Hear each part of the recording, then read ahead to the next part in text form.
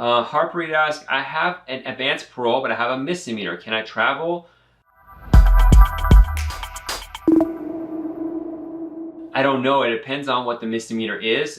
Even if you can travel when you return, they're going to hold you in a second room to review advanced parole and take more time reviewing the misdemeanor. But just tell me a misdemeanor does not give me enough information, because there's so many different types of misdemeanors as a criminal offense.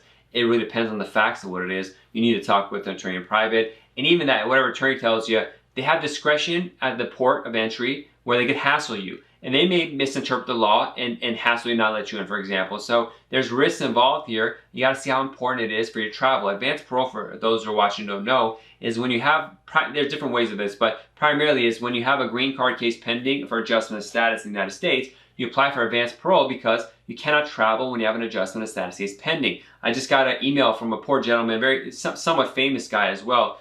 His lawyer didn't tell them that they couldn't do advanced parole, and they left the United States to have a wedding party, and then the lawyer emailed them saying, oh, sorry, I made a mistake, you can't travel on advanced parole. And now they're stuck outside redoing the whole immigration process. Probably going to take them 2 years to get this done. Very sad situation. But the rule is, when you're doing adjustment of status, a green card application in the United States, with exceptions, if you have an H-1B, you have an L-1, there's always exceptions to everything I say, but you can't travel unless you get the advanced parole, and it takes a while to get. But even if you get it, it's not a guarantee that you come back to the United States. So you only want to use it sparingly.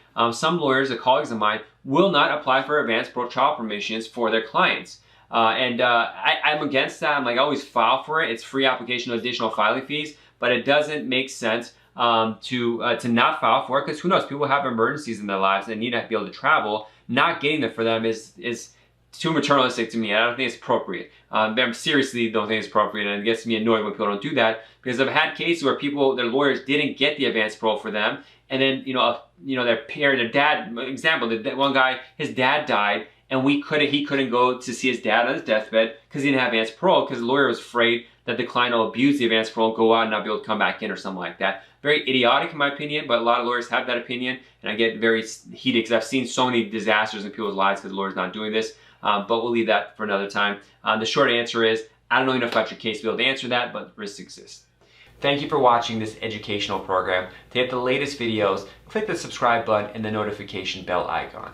Also, help us help the immigrant community by liking this video and sharing it with your family and friends. You can also find us on other social media sites like Instagram, Facebook, TikTok, LinkedIn, and Twitter, where you find the latest updates on immigration news, policy changes, and tips. Be safe and God bless. See you soon.